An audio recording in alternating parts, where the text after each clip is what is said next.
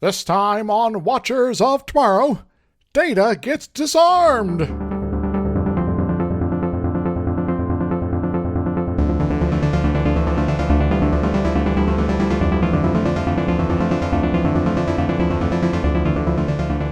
Hello, welcome to Watchers of Tomorrow, the sci-fi review and critique show that is a featherless biped. My name is Gepwin, and I'm joined as always my friend and co-host Dr. Izix. Hi! And this week we've got it's like the first of their super iconic, like, this is Star Trek, this is the next generation, this is the big cerebral speechy stuff we're doing. We even have a full-on Picard speech that's like, I've been moved. Yeah, I'm not prepared to say this is really the first, but it's definitely the first big iconic. Picard looks straight at the camera and tells you how morally wrong you are as an audience. You know, Maddox gets most the ire, but yeah. They will get to that, but there's a full-on turn to the camera saying, "What do you think, camera?" You should be thinking about this stuff, and here's where you might have gotten things wrong. Just FYI. So this is Measure of a Man, the big Data trial episode that raises some weird questions about a lot of stuff, but including what is the legal structure of what a person is in the Federation at this point? Yeah, because it doesn't make any sense at all, even a little. So I guess maybe it's one of those things where they have a certain rule for, like, you make contact with some aliens and they just sort of get effectively grandfathered in a way. Until you have to challenge something. Yeah. And then, this is a little different situation, so they're like, heck if we know. So this episode was written by one Melinda M. Snodgrass. I swear I didn't make that name up. She was a retired she was a retired attorney, became a writer, had previously written the original series novels, Tear of the Singers. She also had some involvement in something called the Wild Cards Anthology series, which was written alongside George R.R. Martin. So good writing creds on this one. Yes, and it's also one of those names that I kind of just remember from Star Trek just generally, so that's kind of a good sign. So yeah, well, this specific script, now that's hard to say. This specific script, there we go, was sent in as a spec script during the 1988 writers' strike, which is apt since we're in the middle of another one of those now. Yeah. And people liked it so much that they brought her on as a story editor for the rest of the season. She will go on to work on the next episode, one later, Contagion, the Royale, which is terrible, Times Squared, the Icarus Factor, Pen Pals, Q-Who, the Meriton Snare, Up the Long Ladder, Manhunt, The Emissary, Peak Performance, Shades of Grey. Forget that last one. One or two of those is pretty good. Yes. She did write also Up the Long Ladder specifically, which not running from strength to strength here particularly. Yeah. But it's the second season. It's a little weird. I guess, I don't know, as a strong Union supporter, I guess I'm a little disappointed that one of the best episodes is the Scab script. It's also apparently ran long, like, in terms of, like, what they actually ended up shooting. So there was, like, somewhere out there a extended version with, like... Yeah, I didn't get a chance to look that up. There are deleted scenes. There's all kinds of stuff for this episode. It's like, we wanted to have Data swimming at the beginning, but we had trouble with the makeup. Yeah, so they had to do that later in Insurrection. So we've got a pretty tight cast. We've got a few guest stars, but this is mostly core group stuff. This is what that Next Gen does really well. It brings in like 2 or 3 extra people to augment the core group and then really digs in on something very cerebral. Sort of like a bottle show, but, we're asking things more than a normal bottle show would. So, yeah. So Brian Brophy is playing Commander Bruce Maddox.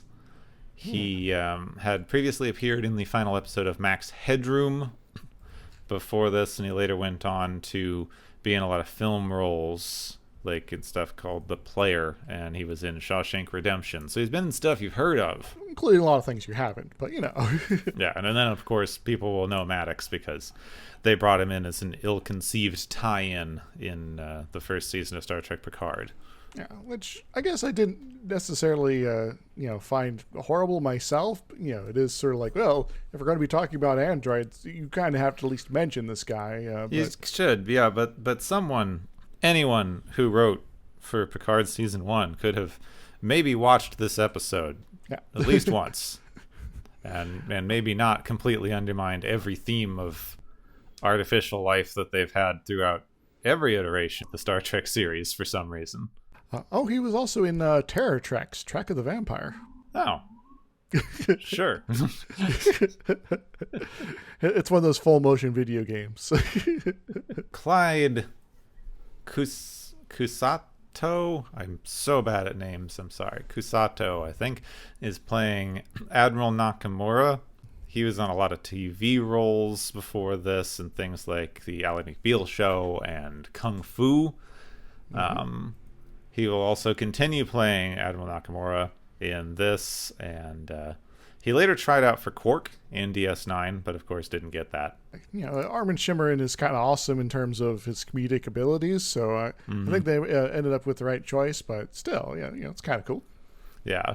He's also very, very into the union stuff, and he's heavily involved in the LA SAG chapter, given that we talk about union stuff so much in this one. And he's in this episode. Well, they have a thing.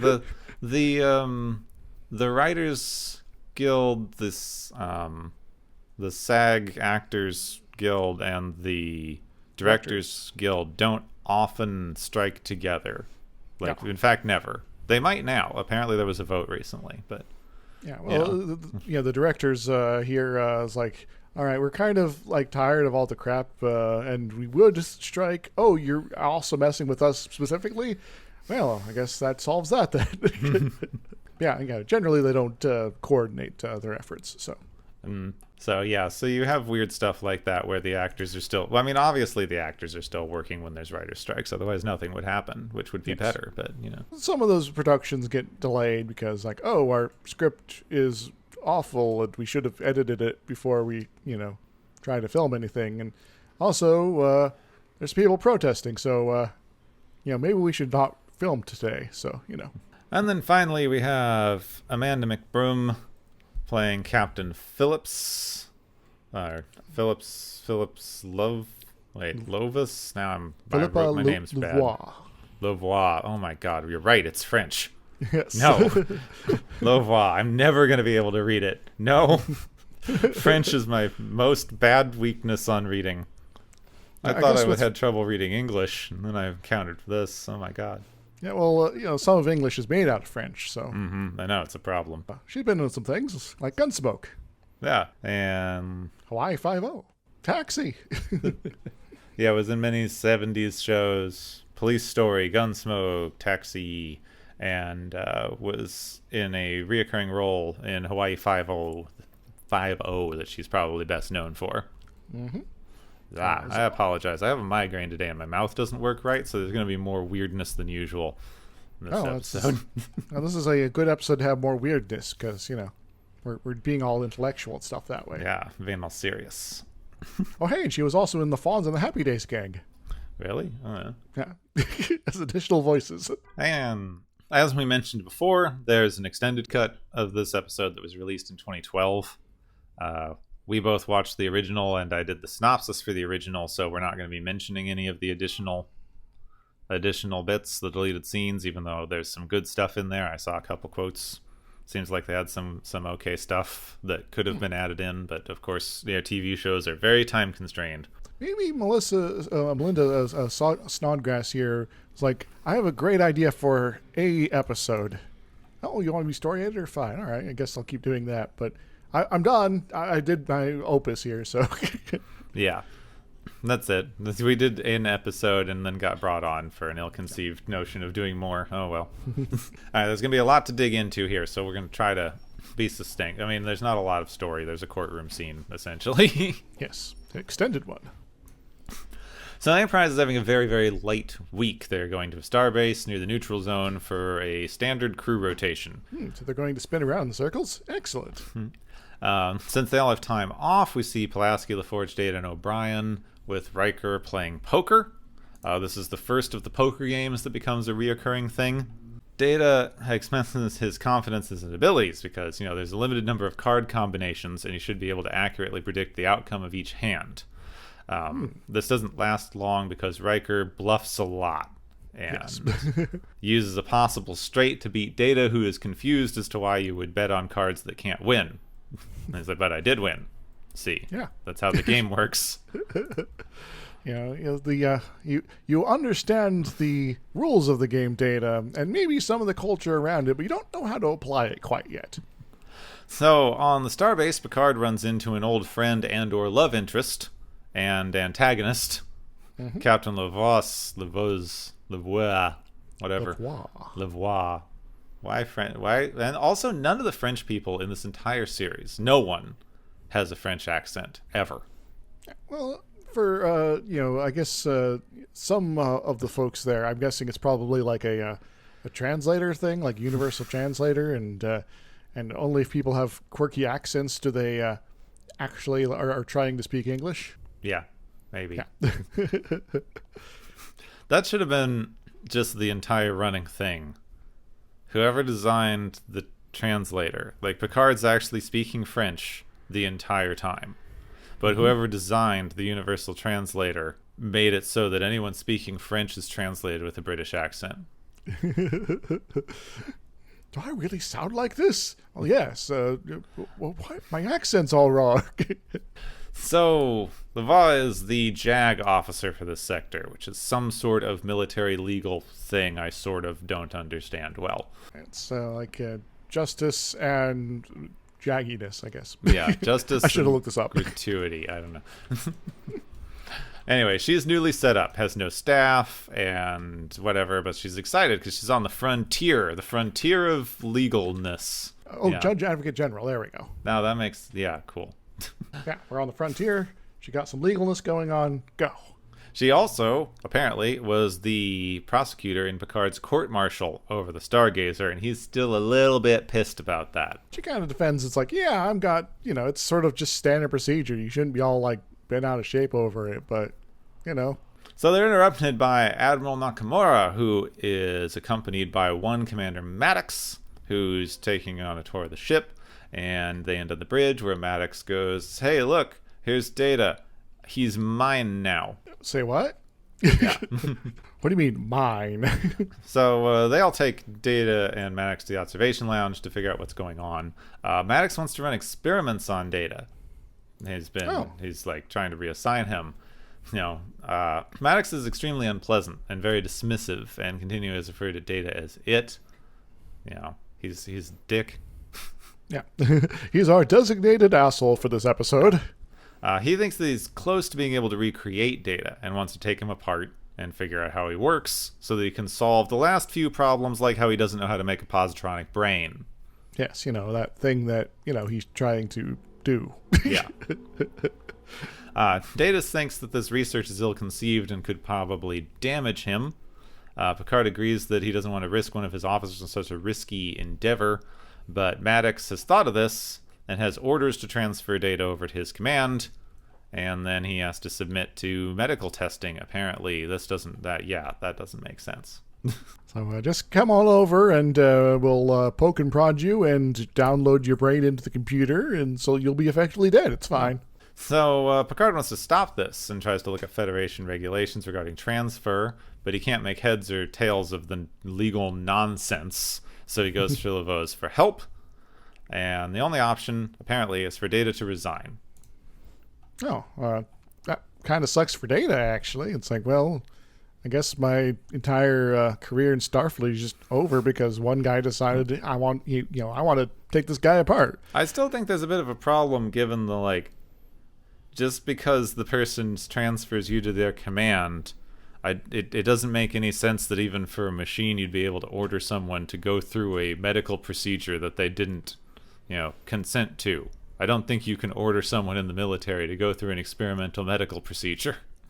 I guess there has been instances where that has happened, though, and Yeah, it has. In terms But of more they're routine stuff bad, that that though. they can, and so there's some definite badness in the history there, but there's also the if you could sell it as, oh, this is just routine or is not actually hurting someone, like Maddox probably would in this case, then it's fine, right? So Data does start to resign, starts packing. Maddox barges in, starts looking through his stuff, without even knocking. Yeah. It's like, oh, he's just treating Data's quarters like a storage room. So he wants to talk to Data out of resigning, but Data's adamant about protecting his own life, not just because he cares about living, but because he is a unique life form, and if he's destroyed, then that would be gone from the universe. And, the Vulcans would be quite cross about that because, infinite diversity and all that. Yeah. So Maddox, having failed to convince Data, goes to Lavos to try to stop Data from resigning. He thinks Data's a robot and should be treated as property, like the Enterprise computer, because, the computer couldn't refuse a refit, though I do think given the number of times that computers have just spontaneously become sentient, maybe if it did refuse a refit, you should think about what you're doing a minute. Yes.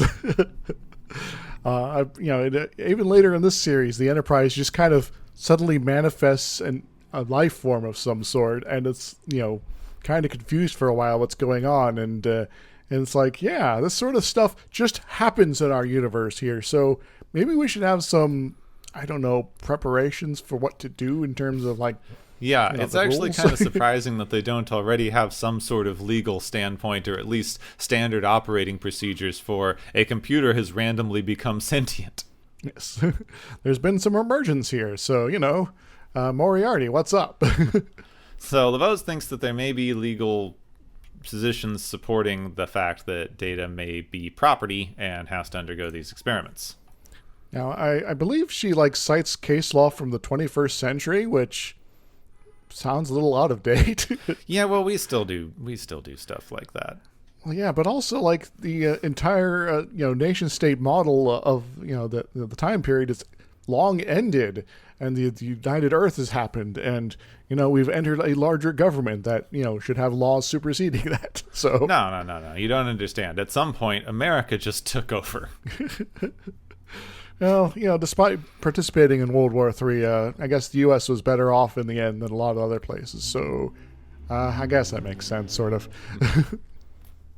So the crew is throwing Data a going-away party. He very, very carefully unwraps presents, and everyone makes fun of him for it. But this is how I've always unwrapped presents. It's more fun to try to see how little you can rip the paper. Yeah, it's like solving a puzzle. Yeah. Both me and my partner unwrap presents this way. And that's why you're compatible, right? Yeah. So Data heads over to LaForge, who's sadly staring out the window, and they sadly talk about how unfair the situation is. Now they're going to miss each other because they're besties, best friends, and it's really sad. Yeah, it's like, hey, Data has made connections, and there's someone here who sees him as a friend, and Data's kind of the same way. It's like, yeah, this is some real humanist stuff going on here. So Laveau calls in Picard and Riker, saying that in her legal opinion, Data cannot resign because he's the property of Starfleet. Picard challenges this, and she has no staff, so that means that the two ranking officers on the nearest ship that she can grab have to do prosecutorial stuff. Yeah, so got to duke it out. Yeah. So Picard is going to be the defendant for Data, and Riker has to be the prosecutor trying to argue against Data. Riker tries to refuse, but she says that if he does, she just rules against Data. So Riker now must argue that Data is not a full living being. So I'm going to call BS on her sort of, framing this in a very, basically the way she does it, because it's pretty dang clear that Riker, having been a long time friend and co-worker of Data, it's basically impossible for him to be impartial. Yeah, I recuse myself for conflict of interest. Yes, that's not a thing in the future, apparently. You just gotta take the dive, and as a Starfleet officer, you're able to put all your emotions aside. Wait, was this role written by a Vulcan? Maybe. Yeah, the Vulcans like everyone should be able to argue anything with pure logic and no emotion. And conflicts of interest, they just don't exist by fiat. So in the courtroom, Riker begins. He makes a point that Data is a machine. He shows that he has superhuman abilities. He's going to shock everyone by removing his arm, and he ends by hitting Data's off button. Whoops. Oh, Picard asks for recess because darn. Now, I want to point out there was a brief scene before they got to the courtroom here where Riker is seen basically doing research on Data, and he finds himself smiling when he comes across some useful information. And then he has suddenly change of his expression to like, oh wait, now I feel bad. Mm-hmm. It's a nice bit of acting in there of like, yes, I'm going to win. Oh damn, I'm going to win. Yeah, it's like winning is nice. Oh, but it'll be the end of my friend. Mm-hmm. So Picard goes to 10 forward to be alone in the dark and be sad. But Guinan's there, and she's going to talk through this. Mm-hmm. Now, another thing I want to point out here is that this scene wasn't actually originally in the script, but, Whoopi Goldberg was on set that, for the week, so they're like, hey, we're going to do a scene with you, so here. Oh, that's good. It's like, hey, maybe we should get Whoopi Goldberg to talk about the history of all of this, because, she kind of knows some shit about this. Yes, she might be, technically an alien, but, she's both been to Earth in the 19th century, and, in the meta context level, she's a black lady in the United States. There's some history there in terms of, people that have been treated as property. So Guinan talks to Picard about how this isn't really about whether or not Data's a machine. Like, he is. You can't argue that. Yeah. But what happens when Maddox creates more Datas? If you say Data's not a human, if he doesn't have rights, then what happens to all these other things he creates? Do you have an entire race of disposable people? Thinking, beings that have self-awareness, that are being put to work to do all the things that you just don't want to. So, back in court, it's Picard's turn for his big old Picard speech. Buckle in, folks. So, Picard concedes to all of the points that have been made. Data's a machine? Great. Humans are also sort of machines? Fine. Data was created by a human, much like people are probably created by humans in a way. It's all kind of, point of view. Yeah, there's some people involved in some fashion, and, it might be a biological process, but it's still people making people. So he calls Data to the stand and starts going through the stuff that he packed and says, you have some useless stuff in here. Like, why are you bringing medals? It's like, because you're proud of them. And why are you bringing a book? Because it reminds you of having friendships and camaraderie. Mm-hmm. And it's like, why do you have a portrait of Tasha? And he goes like, I promise not to say, you guys. Yeah. Come on. She was special anyway. Suffice it to say. Yeah. So Picard then calls Maddox, who believes Data's not sentient. So, we're dodging around the question. What is sentience? Mm-hmm. He says that he has intelligence, self-awareness, and consciousness. So he says, well, prove I'm sentient, Maddox. Right? Like, can you prove that I, Picard, am sentient? It's like, why am I sentient and Data's not? Like, Maddox says that he has self-awareness. He goes like, well, that's the second of your three. So let's look at your three criteria. Data's intelligent. No one argues that he's not intelligent. He's aware of his surroundings and what's happening, so he seems self-aware. Mm-hmm. So what if he's got consciousness? We can't even define consciousness. So what if he does? Even a little bit. Then what is he? Then what do we have? Yeah. Then we have the silicon life forms from home soil, right? Yeah. This is the bit where he turns to the camera. He's like, what is he then? I don't know. Do you? Well, do you, Gepwin? I mean, it's pretty obvious he's sentient to begin with, so you know. Yes. Then he goes, okay, one android, that's impressive, and it's a curiosity. But more, once you start making all these things, once you have 1,000 androids, that's a new race of people. And how are we going to treat them? Are they going to be up for medical experimentation whenever you feel like? Are they going to be, one assigned to each ship in the Federation? Advanced experts that will be able to handle all sorts of problems and go into dangerous situations where, the crew doesn't want to go? Or are they going to be mining dilithium and waiting for the day when they get to read a holo novel? Yeah, probably that one. So Lavos does not have the background to decide this. Just like, does he have a soul? I don't know. We can't legally decide if someone has a soul. Like, that's a stupid thing to decide. Stop saying that. You're supposed to be an officer of the law. Yes. We should be past this by now. Come on. Maybe the reason that Picard was so annoyed with Lavoie wasn't that she tried to prosecute him, but that she was bad at it. But she does say that it seems Data should have the right to choose what happens to him. Data formally refuses to submit to the experiment. Maddox stops the transfer. And Data is still interested in his research, so he says, I'll be willing to help when you have progressed far enough that I think you're ready. Oh, well thanks. I'm just trying to kill you. You don't know bad feelings? Maddox is also referring to Data as he now, instead of it. That's nice. He had to turn around. Oh, he's evolved slightly as a person. Hooray. And now, back on the ship, Data tracks down Riker, because he's not going to celebrations. And he says he doesn't have a right to go to the celebrations because he almost won the case. And Data says, nope, what you did was do something to help me that hurt you, and I will never forget it. Yeah, because, once again, if Riker had refused, even with good reason, Lavoie would have ruled summarily, and it's like, yeah, so by not, backing down and, going through all this, nonsense, you saved me, so thanks. It's so good. It's such a good friendship moment at the end. Yes. It's like, why would I be mad at you? You did something to help me that you hated. So, good on you, Data. Good on you, Riker, even though you almost won. All right. I was going to say, what do we think? But this is probably the best episode in TNG. Yeah. Overall. It certainly is as far as ones we've covered so far. So, so it's like kind of a hands down, yeah, this one's good. Yeah. Check it out. I mean, they needed to do a lot of stuff to make the episode function. And I think the fact that you don't necessarily think of it speaks to how good the writing is and how well they set up the stuff.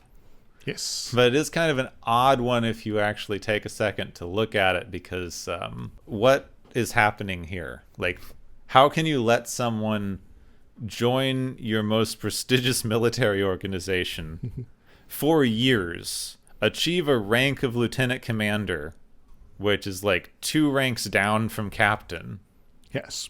and then be like, well, we're not completely sure whether you have rights. Sorry. So that's a oopsie on our part, but given it's an oopsie, we can change things, and suddenly you're now our property. Mm-hmm. Because, you showed up to the recruiting station, I guess. Finders keepers. Now, I work ahead on this writing stuff, and I was, when I was writing this, it was like, this is disappointingly relevant. And then the further we've gotten towards recording, then this is even more disappointingly relevant. Oh no. So shall we be talking about AI or something else? No, this is more to do with your basic general human rights stuff. Oh yeah, those people things, Yeah. Because, this isn't really about AI. This episode's not about AI. And all the stuff that people are talking about now, just to get it out of the way, all the things that people are talking about is like AI is going to take over, AI is going to turn on us and, start shooting. None of the stuff that we're doing is actually AI. Yeah, it's algorithms and with the sticker slapped on top. Yeah. They're complicated algorithms. They mirror some neural learning patterns in order to do their algorithmic predictions, but they're not AI. They're not thinking about anything. They're completely unaware of anything pertaining to themselves, what they're doing, It's your Chinese box scenario. Yeah, we're just putting a couple things that seem to go together, and there you go. And now pay for the full version for a better version. Yeah. So, we're not talking about AI rights. Yes, because, that's not really a thing right now. Yeah. This episode is very explicitly, and even in the text, says directly in the conversation with Guinan, that what you're talking about is whether or not some people in your society have rights that others don't. Indeed. And how you decide who those people are. So, what are we defining as a person here? Yeah. And in terms of like the ongoing fights, there's what counts as a person, and what rights are they being bestowed, and are there certain rights that are not being given to people for reasons arbitrary or justified, or somewhere between. And one thing, this is just fresh in my mind because I was listening to a thing yesterday. They brought up the horrible anti-trans and anti-LGBT laws that are being put in all over. Very specifically, right now, everybody's talking about Florida, but these things are popping up all over the country. Yes, Florida, I guess, is one of the more active ones, partially because their governor is running for president. Yeah. And it's like, I want to make sure I let everyone know I'm as hostile to the out groups as possible, so that they'll support me. And this was a point that was made in here that they're kind of making in this episode. This episode's going more on the we as the dominant group will be judged by how we treat others sort of argument. But that misses a big part of the thing, the reason that everyone should care about these things, which quite apart from it just being you should care when people's human rights are being abolished. Yes. The point that was brought up is that a country that has a set of laws that applies to some people and a set of laws that applies to other people and no laws that apply to some people just has no laws at all. You can basically set up those groupings in an arbitrary fashion so that anyone that you don't want to have a law laws applying to, or to have certain laws apply to, you just move the line, and then suddenly the people you want to target are suddenly dispowered, or they're now enslaved, or they're now unable to have a voice in government, or something else, or they're unable to make informed decisions about their own bodies. And so it's sort of like if you're able to sort of shift things so easily there, then what's the point of having any laws? Yeah. And you can see how they put this stuff in with like way back when the country was deciding stuff on slavery. They introduced the just one drop rule because too many white people were having like rape affairs with enslaved people and having illegitimate kids. And they went, well, eventually, farther enough down, we're not going to be able to tell who's who just by looking. So we have to introduce these stupid policies of like, if you had any African ancestry at all, you don't count as a full human. After the end of slavery, you got the sort of equivalent of the grandfather laws. It's like, oh, your grandfather wasn't able to vote. Well, neither are you, actually. Yeah. And then all of this stuff that people are doing now, I heard this interesting point that like all of these laws that people are trying to hold up and say we need to protect and change and make sure aren't altered for various groups, very specifically trans people right now. They're all the flavor of attack of the moment. But things like you shouldn't be able to change your name or gender on your driver's license, and that's a big deal. Driver's licenses weren't a thing for a while. They were originally put in as a system to prevent black people from being able to drive and move from state to state easily. Oops. So, it seems that we have once again a holdover of racist policies that has now kind of become ubiquitous in society. Essentially, any time that you have one of these policies in America that we're now using to say, well, this is a really important thing that we should be using to beat people down, or They don't say it that way. It's what they mean. But they say we need to protect this. It's important, and we need to protect it, and we all care about it, right? Everybody cares about your driver's license and other such government IDs and regulations and things.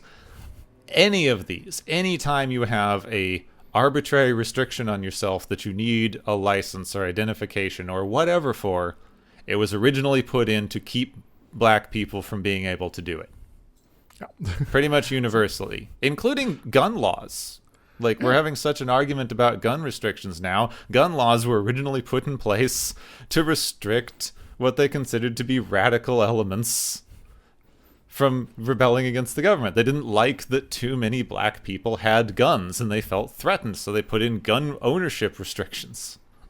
I'm recalling Ronald Reagan, as governor of California, was big about gun regulations suddenly after it's like, the Black Panthers have guns? That can't be allowed. Yeah.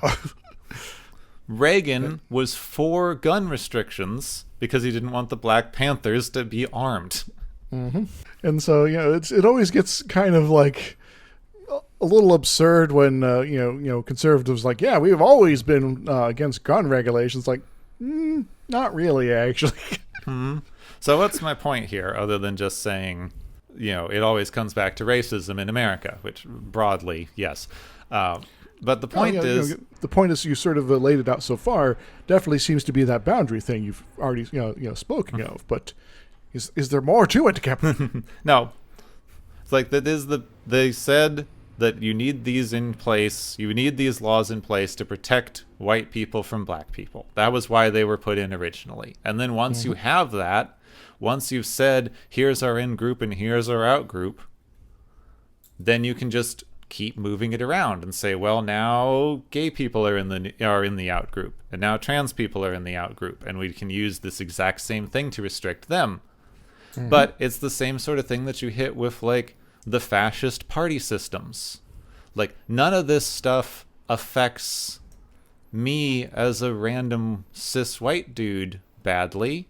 Like, before I worked out how queer I am anyway, but just using myself as the random example, this doesn't affect you particularly badly. It's a little annoying to have to go into the DMV, but people aren't actively using it to restrict you as much. So you think it's normal, and you think the people who are complaining about it are crazy, because for you it's a mild inconvenience. Yeah, I'm suddenly reminded of the numerous conversations I've had with folks who've dealt with in mostly online spaces, but sometimes elsewhere, that they are totally convinced that getting a driver's license is the easiest thing in the world, because they live in a place where it actually is really easy. They can, in some cases, can literally walk to the motor vehicle department there, and the cost is either minuscule compared to their income, or borderline free in some cases. And then they need to learn about places like in Mississippi, where it's like, yes, the place to get a license or state ID is a couple counties over, and only has limited hours, and you don't have any way to get over there, well, other than maybe, I don't know, getting a really expensive Uber, because it's quite the drive, in which case, the money starts piling up. And also, oh, hey, we're going to, do our best to make sure you're, charged to the nose, even if we are claiming that some of this is free. And, oh, you didn't bring all your proper documentation. Well, it's kind of too bad that, you were, born in a small hospital in rural, nowhere there. We don't have all the information there, or even where to get this information from. So you obviously don't exist, despite you standing right here. Sorry.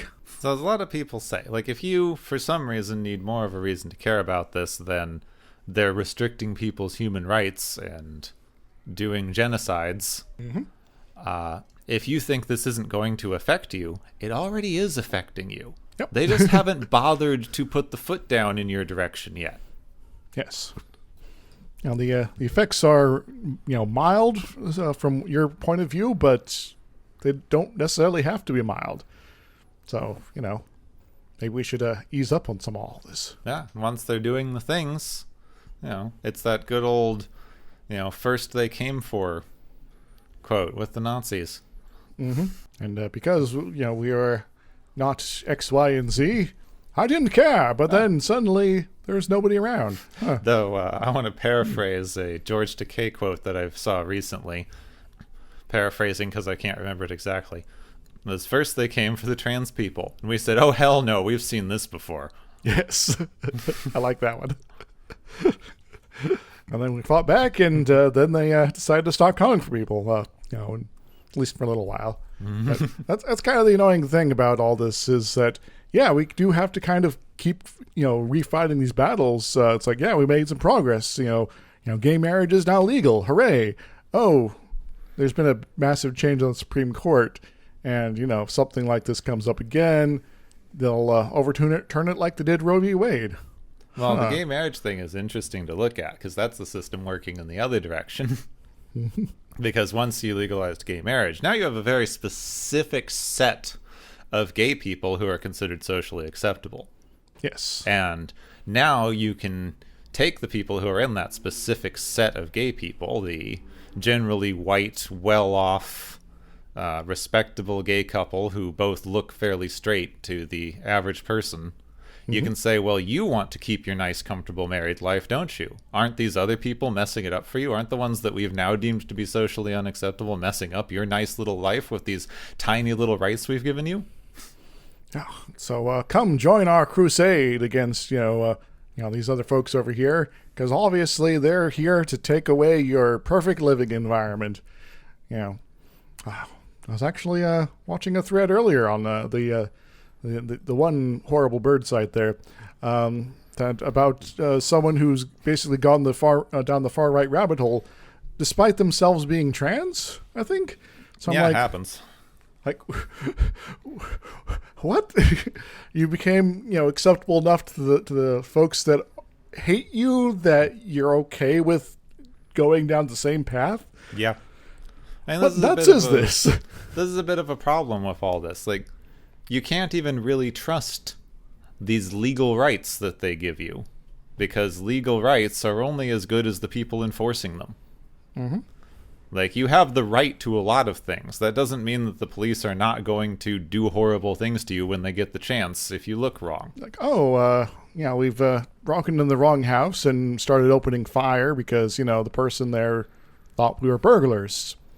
And now they're all dead. Yeah.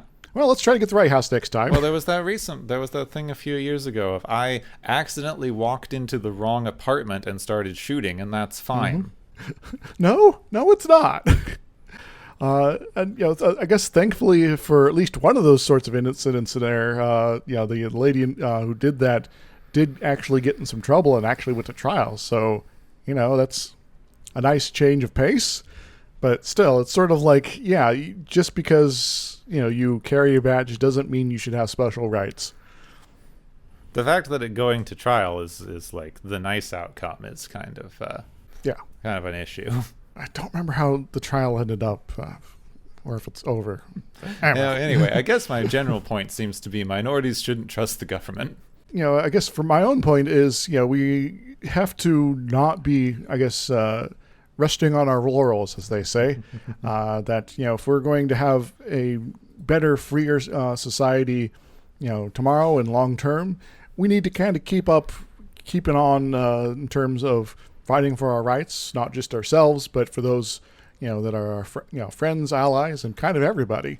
Because, if we don't, then there's going to be folks that are going to gain power enough to start rolling back things, and suddenly a whole group of society is now the core of the next moral panic, and their rights are being taken away, and then things started getting worse for them. And when things get past a certain point with them, suddenly other groups start falling out as well, because now the people that actually are able to wield power in a society is smaller.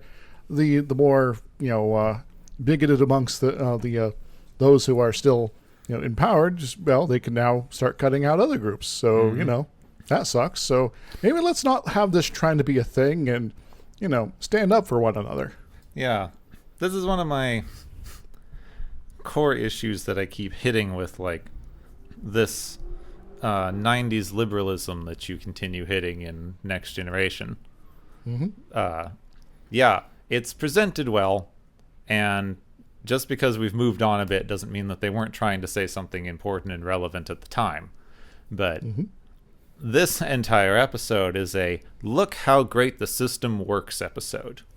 You know, you had a trial, Picard gives a speech, and then all of a sudden the courts decide that everything's fine. But the fact that the courts decided anything in this is a problem, because anyone's basic human rights should never be a point of debate. Yes. I guess that's maybe one of the reasons I come down extra hard on Lavoie and all this, is that she's like, yeah, I'm going to consider this kind of absurd notion that this person standing in front of me isn't actually here. Yeah, because judges, people who are making these decisions, get to hide behind case law, and they love it. It's like, you're there to make decisions. You get to hide behind the fact that decisions have been made wrong for hundreds of years. So you're going to continue making decisions wrong because that's what we've decided our legal system should be. Yes. Unless we want to make decisions wrong in a different way, in which case we'll just pretend all that case law doesn't exist. Yeah. But, if we do that, we got to make sure that, got our asses covered in terms of, blowback. Mm-hmm. So, yeah, I knew this episode was going to get depressing. Yes. But Gepwin, I want to, let's maybe not have total doomerism here, because there's still good people around here. There's great allies. People are doing the right thing, doing the fighting on the right side of things here, and if we stand together, we'll be able to change the world. It's gonna be good. Yeah, it's gonna be great. sometimes a appropriately bald cis man with a booming voice will give an entitled speech about how trans people are people too. Well, I don't know. I think we've both talked about elsewhere. That maybe Picard and Data are maybe into each other. So maybe there's a little bit more going on here, a little more queer reading we could have here. But we're already kind of running along on our time here. So yeah. I mean, personally, I prefer the asexual Picard reading. But yes, Picard, he's just really friends with everyone. Yeah, he's very friendly and nice. Yeah, he might be sort of aloof at times, but the people he cares about, he really cares about. And, if anybody's going to complain, if people are like, oh, this episode is about slavery or something, and you went on and on about trans rights for an hour, it's like the X-Men. Data in this episode is a pick your minority. Yeah. We got things that are relevant now, things that are relevant at other times, and it really kind of comes down to what the horrible news of the day is. So if it's changed between now and then that sucks. But it would be nice to not have this pattern repeating over and over again. Yeah, at the end of the day, the main problem that you hit with any of these things, what we're talking about now, the justifications for slavery, any massive human rights violation that we've done against anyone, is the basic idea that some people have more rights than other people. And that's a terrible idea. Yeah, it's pretty antithetical to our supposed entire thing as a country.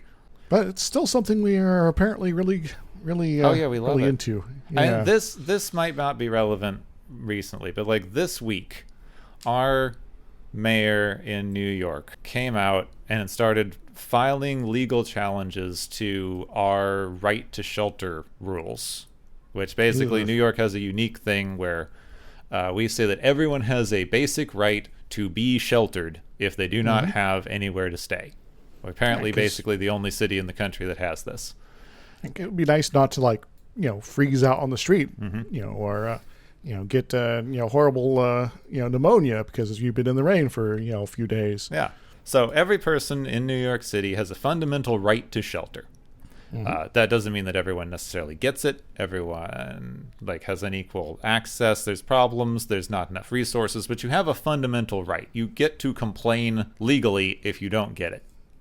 Yes. And this week, our mayor has put through legal things to challenge that, entirely based on the idea that it is too difficult to do.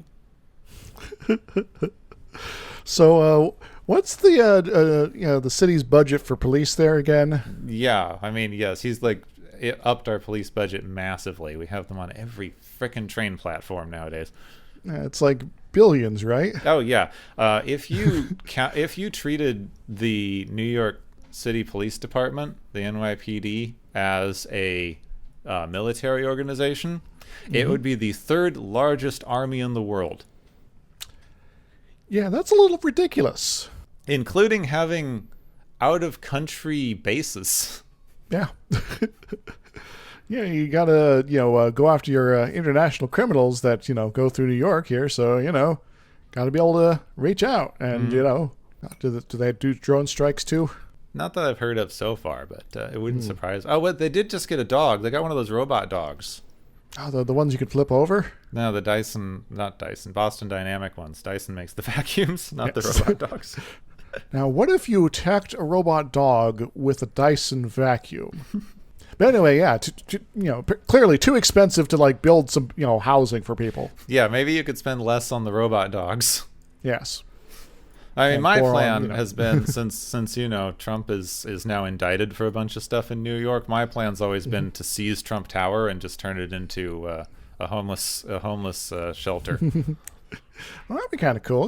There's probably some case law somewhere about eminent domain where they could just sort of do that, right? Yeah, I would do that. We also have all these places that are building luxury sky rises that are essentially just scams for wealthy people. I feel like we should be able to take a few of those. I feel like we're just not getting creative enough as a country. Yes. It's like, but we got to have the scam high rises so we can have more property taxes so we can pay for more cops, right? Yeah. Anyway, I think that this is a legal argument that's being used, and I think it's being used elsewhere for other things. They're saying that it's too difficult to give people a basic right that we're supposed to be giving people, so they shouldn't have it. Which is one of those things that I'm going to again say is absurd. Yeah, if you are unable to provide the rights that the people are owed, then you are failing as a government. Yeah, that's how rights work. Yeah. You're not necessarily saying everyone's going to get everything they're entitled to, even though they should, but you are saying you have the legal right to complain about it if you don't. Mm-hmm. It's like, oh yeah, we just don't want them to complain anymore, so we're going to take away their rights and boo-hoo to you. Yeah. Now I'm depressed again, Gepwin. Yeah.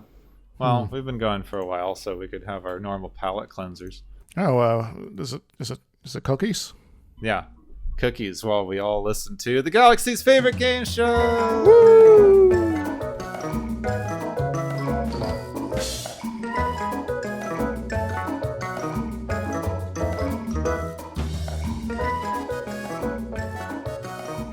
Hey everybody, welcome to the Galaxy's favorite game show. We got several prizes to hand out this week because we've been racking up more points than we usually see around here. So, Gepwin, are you excited? Yeah. Are you super excited? Very excited. Excellent. You can hear it in my voice. How excited. Yes. Can hear it in your voice and the car horns in the background. Yeah, they're excited too. Hooray. I'm glad they're tuning in. Our first prize is the Assignment Death Prize, which goes to Data because his orders are to basically send him to his death via vivisection. What does Data win, Gepwin? Data wins a mutiny because, Data's nice and mild-mannered and goes along with orders, etc., etc. But it's a little bit ridiculous for them to go, we're going to forcibly take this person's rights away. And then one of the first things they do in the trial to demonstrate that he's not human is have him bend carbon steel with his bare hands. It's like, could you bend this giant immovable bar for me? Thank you. We've now demonstrated how bad an idea it is to put this person in a position where they need to resist you. Quite true. I'd also like to point out that if Data is being treated fully as property, I would hope that the Federation law means that he's now outside the ability to commit crimes as well. Mm-hmm. So it might be time for a little Data rampage, if you know what I mean. Yeah, that is true. No one had that one. If the Enterprise computer accidentally shuts off life support, it's an accident. No one's gonna arrest the computer, are they? Indeed. Our second prize here is the Everybody Loves Robots prize, which goes to Maddox because he loves robots so much he thinks Data is nothing more but a prototype of a whole race of robotic slaves. robot is, I believe, originally Czech for forced labor, and that's kind of what he's looking for here. What does he win, Gepwin? Yep, forced labor. Rossum's Universal Robots. Mm-hmm. He wins a robotics kit. They've got to have some really cool advanced robotics kits in the future, right? And I know Star Trek technology is a little weird. I get that Star Trek technology is a little weird, but there's got to be a pretty massive gulf between robot that can pick up my groceries and assemble cars and fully sentient living being. Indeed. Right? You got to be able to make something in the middle there, don't you? Yes. I believe even before they ran into the magical super intelligent sphere thingamajig there, Discovery had some maintenance robots just kind of hanging around. So some of those, I guess? Yeah. Our next prize is the Mockery of Justice prize, because Lavoie, is going to get this one. Because, as I've already mentioned, because having Riker as the opposing counsel is an obvious conflict of interest and a clear attempt to try to sabotage the proceedings in the name of fitting this all in an episode. To have an excessively speedy hearing, that is to, and so this all kind of calls into question that this is actually justice and all. And, what this is ridiculous. What does Lavoie win, Gepwin? Lavoie wins a lot of Riker stalling tactics that he probably should have used. He needs discovery. He needs a lot of time for research. This is new case law. Yes. It's probably going to take him years or months to be properly equipped to argue this case if he's supposed to do it to the best of his ability. And if he doesn't do it to the best of his ability, then she's already agreed that she's just going to rule against Data. So you don't want him to do it unprepared. Yes, he's just going to the letter of the law here. And so maybe it's time to call in some of those assistants that Lavoie didn't have to come help out. Oh, now that they're here, they can actually take over entirely. So, that can be a thing. Yeah, it's any legal system that goes from challenge to trial in under 24 hours probably has some fundamental problems. Indeed. Our final prize today is the Picard speech, which goes to, of course, Picard, naturally, for drawing attention to the realities of what Data actually is versus what Maddox wants him to merely be. The vision of the autonomous robot that is as good as a person, but in some ways more able and things like that. That Maddox is like, this is merely an automaton. This isn't a person. What does Picard win? Picard gets to be in the dorm room inspirational poster trade. It's like Picard with some quotes from his speech just hanging on the walls. Like, you can do it. I'm sure that's all over the Academy. But to Picard, the meme, he is on our wall. Picard with his hand face palming. Yeah. Everyone seems to forget the Picard speeches. Everyone has Picard memes of the face palms and other things, and everyone's annoyed by how preachy and moralistic Next Gen got. Like, the Picard speech is like y'all have obviously forgotten, even the people writing Star Trek have obviously forgotten where this series is supposed to go. It's supposed to be the morally good guy on the screen is telling you how wrong you are, you idiot. Yes. That's the entire show.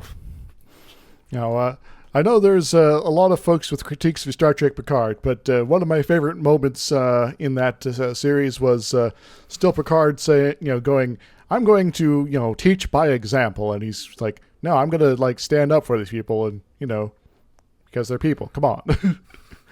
But anywho, that's all I got here for this week, Gepwin. Feel free to take us away. Yeah, thank you, everybody, for joining us on this appropriately unhinged rendition of the Galaxy's favorite game show. Woo!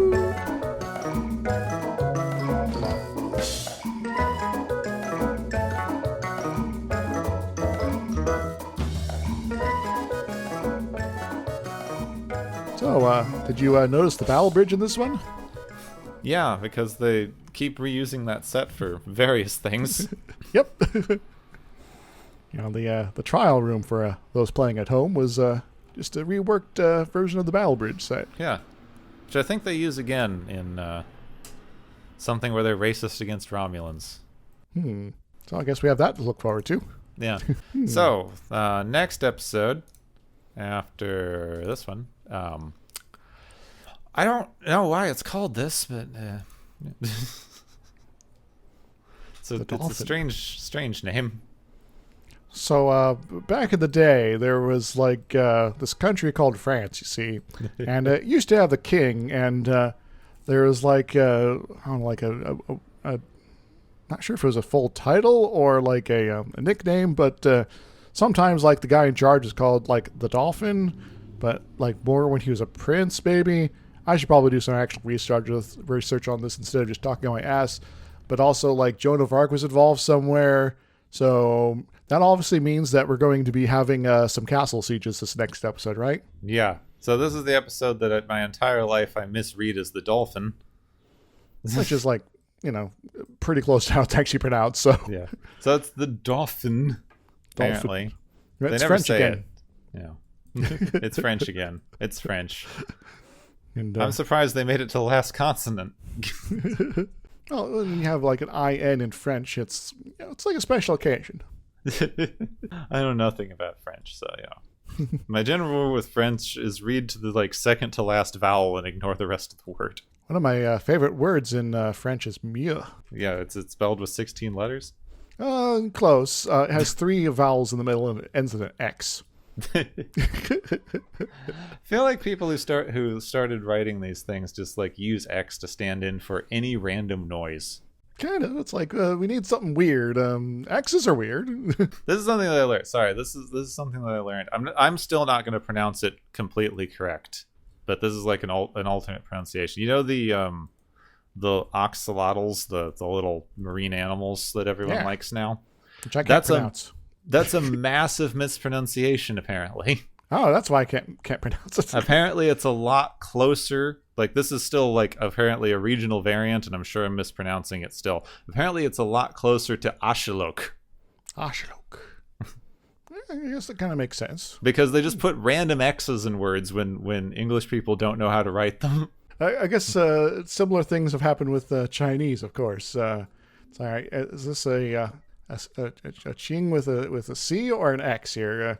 Yeah. Shin. Yeah. Qin. Oh, I forgot to talk about personhood in terms of corporations. No, they're not. That's stupid. Yeah. If you can't arrest them, then they're not people. But you can't. What was that? The law says can't, they can make decisions, and that's important. What was the thing? You can't publicize the losses and privatize the gains. Yeah, that's a thing that we do in America sometimes. Yeah. Corporations aren't people. That was a idiotic free speech argument that was pushed through with some weird legal shenanigery in order to say that money is the same thing as talking so that you can get around donation laws. Yes.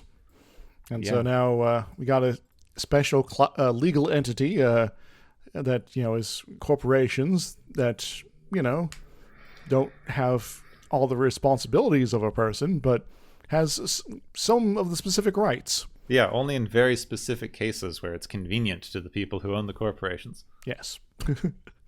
So that's nonsense. Yeah. And something we should probably get rid of. But anyway, the next episode is that one where there's a shape changer and Wesley's kind of transphobic. Yes. It's like, oh no, you don't look like I want you to look like, and that's a problem, I guess. But I'll get over myself by the end of the episode. Yeah, right at the end. Yeah. Screw you, Wesley. Whoever wrote you in this episode knew you were an annoying little twerp. I have the writers here if you want me to list them. Yeah, I know who wrote it. I have it here. But which one wrote that bit? I don't know. I mean, at least they're saying he's wrong. Yeah. I'd say that, maybe there's responsibility for everyone involved. Yeah. Yes. So anyway, yeah, it's the Wesley thing. There's the shape changer girl. That's it. That's all. Oh, also, there's like a moment of the holodeck where they're staying on an asteroid, right? Yeah. Yeah, that's kind of weird. Kind of Kinda cool, neat. but yeah. It's like, oh, I guess we're on an asteroid now. Yeah, cool. Yeah. Good job. Anyway, next time it's a lot of awkward teenage flirting by people who don't know how to write teenagers, essentially. Yes. And, I kind of so some of my friends have been getting on VR chat and watching Star Trek. I missed the watching of this one. I would have loved what people were snarking about on that. So.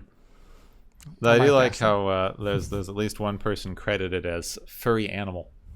Yep, huge and large, and tries to beat up Worf. Yeah. Prove the situation is serious. Yes.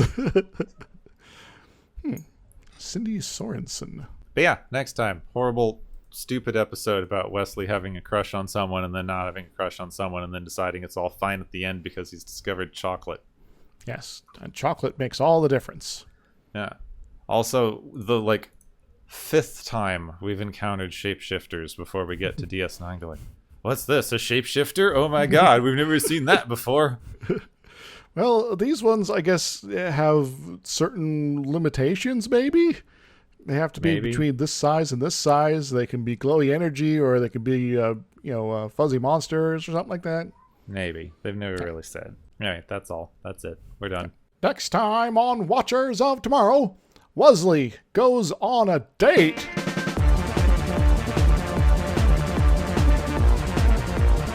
You have been listening to Watchers of Tomorrow, a podcast on science fiction media.